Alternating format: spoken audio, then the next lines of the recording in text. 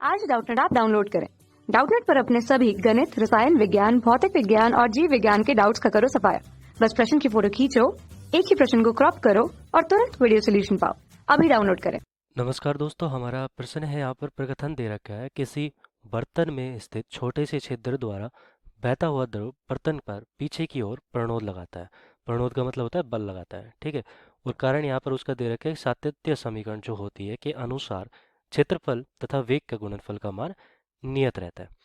तो अब होता क्या है, जैसे कि यहाँ पर हमारा जो क्षेत्रफल है और वेग है, तो एक चित्र के माध्यम से समझते हैं इसको। तो ये हमारे पास एक बर्तन है और इस बर्तन में हमारा एक द्रव भरा हुआ है, ठीक है, जैसे कि जल भरा हुआ है इस बर्तन में, ठीक है। अब इसमें एक छिद्र कर दिया तो ये द्रव क्या करेगा, इस छिद्र से बाहर निकलने की कोशिश करेगा। तो देखो यहाँ पर हमारा जो क्षेत्रफल है ये मान लिया कि ए क्या है, यहाँ पर क्षेत्रफल है, ठीक है, बड़ा है ये। लेकिन ये छोटा सा छिद्र है, छोटे से छिद्र का यहाँ पर जो क्षेत्रफल होगा वो छोटा छिद्र होगा, यहाँ पर छोटा छिद्र। तो एक तरह से क्षेत्रफल बहुत कम हो गया। अब क्षेत्रफल यहाँ पर कम हो गया, इसका मतलब कि हमारा जो वेग होगा ये बहुत तेज वेग से बाहर निकलेगा, ठीक है। तो वेग यहाँ पर क्या हो जाएगा, अधिक हो जाएगा, ठीक है।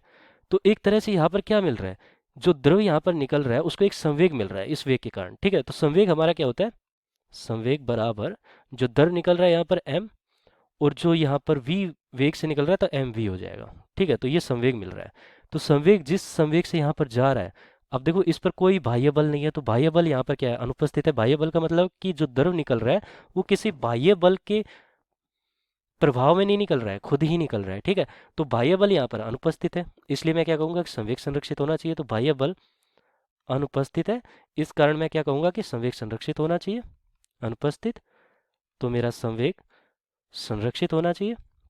और अगर संवेग संरक्षित है तो क्या होगा कि हमारा जो आगे की तरफ संवेग इसको मिल रहा है द्रव को, उतना ही संवेग इस बर्तन को भी मिलना चाहिए। तो ये बर्तन को यहाँ पर एक संवेग मिल रहा है। अब संवेग मिल रहा है तो यहाँ पर बल उत्पन्न हो रहा है, ठीक है। तो बल उत्पन्न हो रहा है और वो बल कौन सा कहलाता है, प्रणोद बल कहलाता है, प्रणोद बल। तो प्रणोद बल हमारा कैसे पैदा हो रहा है कि यहाँ पर जो वेग से निकल रहा है उतना संवेग लेकर जा रहा है, उतना ही संवेग इसने पीछे की तरफ दिया और वो हमारा प्रणोद बल में बदल गया, ठीक है। तो मैं क्या कहूँगा कि सातत्य समीकरण क्या होती है, हमारी सातत्य समीकरण होती है हमारी जो क्षेत्रफल होता है गुना v। तो ये हमारी सातत्य समीकरण होती है, ठीक है। ये हमेशा नियत रहते थे, a1 v1 बराबर a2 v2 मानते हैं हम। तो जैसे कि यहाँ पर हमारा वेग कुछ वेग से यहाँ पर नीचे की तरफ जा रहा होगा द्रव, तो ये v1 मान लिया, a1 यहाँ पर क्षेत्रफल मान लिया, और a2 यहाँ पर छिद्र का क्षेत्रफल है वो मान लिया, और v2 वेग से हमारा बाहर निकल रहा है, तो ये इतना यहाँ पर निश्चित होना चाहिए, ठीक है। तो ये सातत्य समीकरण हो गया हमारी। और किसी बर्तन में स्थित छोटे छिद्र द्वारा बहता हुआ द्रव पीछे की ओर प्रणोद बल लगाता है। तो ये सातत्य समीकरण द्वारा सिद्ध भी होता है, यहाँ पर प्रणोद बल लगा रहा है, यहाँ पर जिस संवेग से निकल रहा है उतना यहाँ पर संवेग पीछे की तरफ दे रहा है, प्रणोद बल लग रहा है। तो मैं क्या कहूँगा कि कथन और कारण दोनों सही है और यहाँ पर सही स्पष्टीकरण भी है, ठीक है। तो ए विकल्प हमारा यहाँ पर सही उत्तर हो जाता है। धन्यवाद।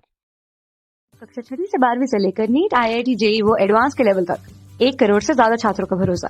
आज ही डाउनलोड करें डाउटनेट ऐप या व्हाट्सएप करें अपने सारे डाउट्स 8400 400 400 पर।